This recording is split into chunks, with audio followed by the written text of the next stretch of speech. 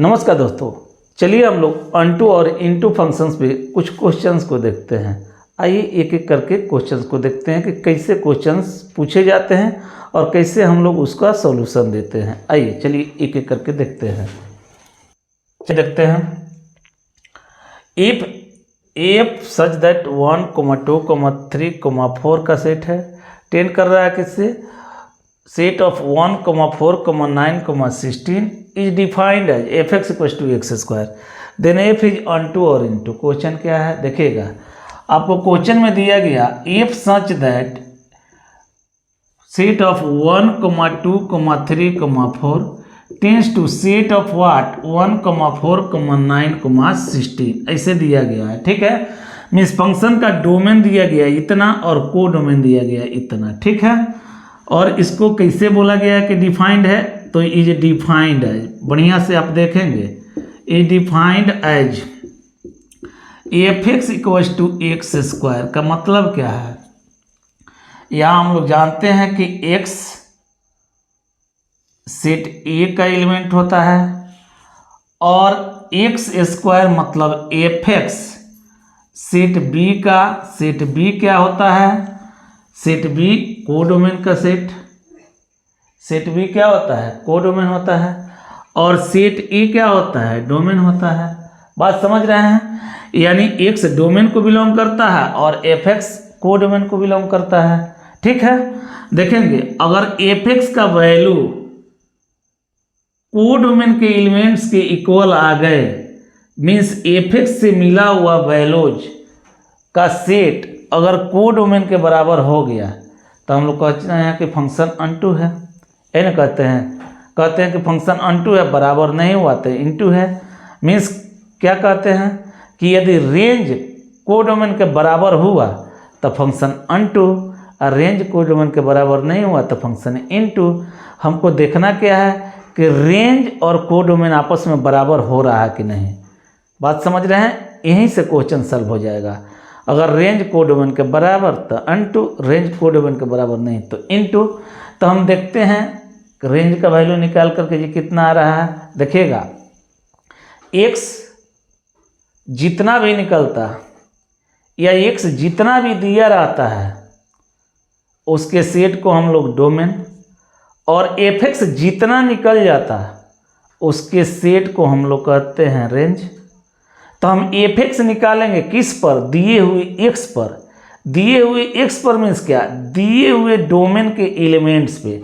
बात समझ रहे हैं? दिए हुए डोमेन के एलिमेंट्स पे हम fx निकालेंगे और उसका सेट देखेंगे कि कोडोमेन के सेट के बराबर हो रहा है कि नहीं। बराबर रेंज और कोडोमेन आपस में बराबर, जब बराबर तो फंक्शन अनटू। देख लीजिए आपको fx इक्वल टू दिया हुआ है एक्स स्क्वायर। ठीक है, हमको fx का वैल्यू चाहिए किस पर? जब x1 हो तब, जब x2 हो तब, जब x3 हो तब, जब x4 हो तब। अब देखिए ना, तो हमको f1 कितना पहले मिलता है, तो 1 जब x के जगह पर रखेंगे तो यहाँ भी रखना होगा 1 का स्क्वायर 1। 2 पर कितना मिलेगा? 2 का स्क्वायर 4, और 3 पे कितना मिलेगा? 3 का स्क्वायर 9 और f4 पर कितना मिलेगा? 4 का स्क्वायर 16। अब देखेंगे कि अगर हम f1 और f2, f3, f4 का सेट लिखें तो ये हमको कितना देता है? तो f1 दे रहा है 1, f2 दे रहा है 4, f3 दे रहा है 9 और f4 दे रहा है 16 दे रहा है। अब देखिए ना, ये जो आपको निकला यह रेंज है। क्या है? रेंज है। और देखिए ना, ये किसके बराबर है? तो कोडोमेन के, या कोडोमेन के इक्वल निकल गया। निकल गया कि नहीं निकल गया? रेंज कोडोमेन के इक्वल हो गया। इसका मतलब क्या हुआ? Hence this function is onto function. This function is onto function. बात समझ रहे हैं? अब हम चलिए देखते हैं एक और क्वेश्चन लेकर के। ठीक है, एक और क्वेश्चन लेकर के देखते हैं कि फंक्शन इनटू है कि फंक्शन अनटू है। आइए हम लोग देखते हैं दूसरा क्वेश्चन। चलिए हम लोग अब देख लेते हैं क्या दूसरा क्वेश्चन। इफ सच दैट 1, 2, 3, 4 का set tends to set of 1, 4, 9, 16, 24, 36 is defined as fx equals to x square, then f is onto or into. देखिए सेम क्वेश्चन क्या है, सेम है, कहीं कुछ अंतर नहीं, बस अंतर यही है कि कोडोमेन के सेट में कुछ एलिमेंट्स बढ़ गए हैं। कोडोमेन के सेट में क्या हो गए हैं, कुछ एलिमेंट्स बढ़ गए हैं। चेक करके बताना है कि अनटू की इनटू। ठीक है जी। फिर हम क्या देखेंगे कि रेंज और कोडोमेन आपस में बराबर कि नहीं। रेंज और कोडोमेन आपस में बराबर, फंक्शन क्या हो जाएगा, अनटू। और रेंज और कोडोमेन आपस में बराबर नहीं तो फंक्शन हो जाएगा इनटू। आइए थोड़ा रेंज निकाल के देख लेते हैं।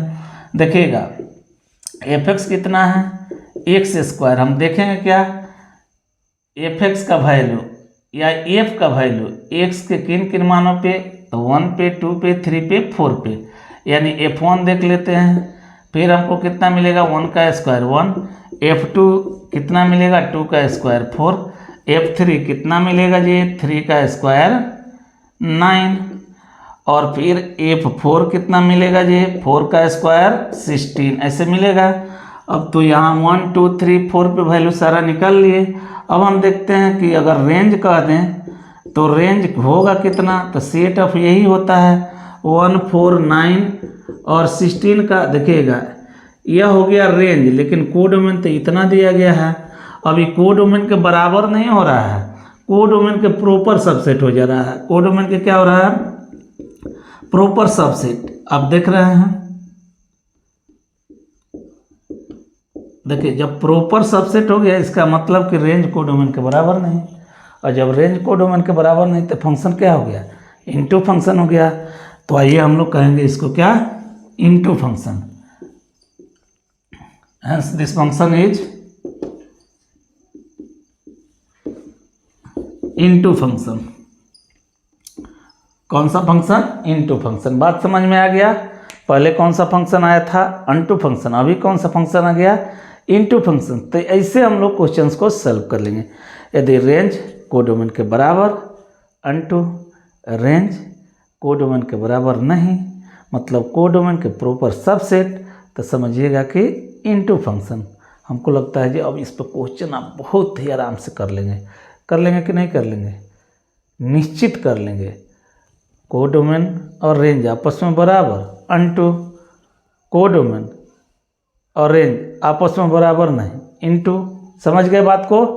तो कभी भी आपसे अनटू इनटू की बात कही जाएगी ना, अनटू इनटू की, तो निश्चित आपको डोमेन और कोडोमेन का सेट दे करके तब क्वेश्चन को डिफाइन करके दिया गया होगा।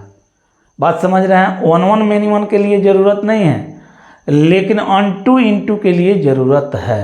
ठीक है। अब इसके बाद हम लोग दोनों के मिश्रण पर क्वेश्चन पढ़ेंगे। ठीक है।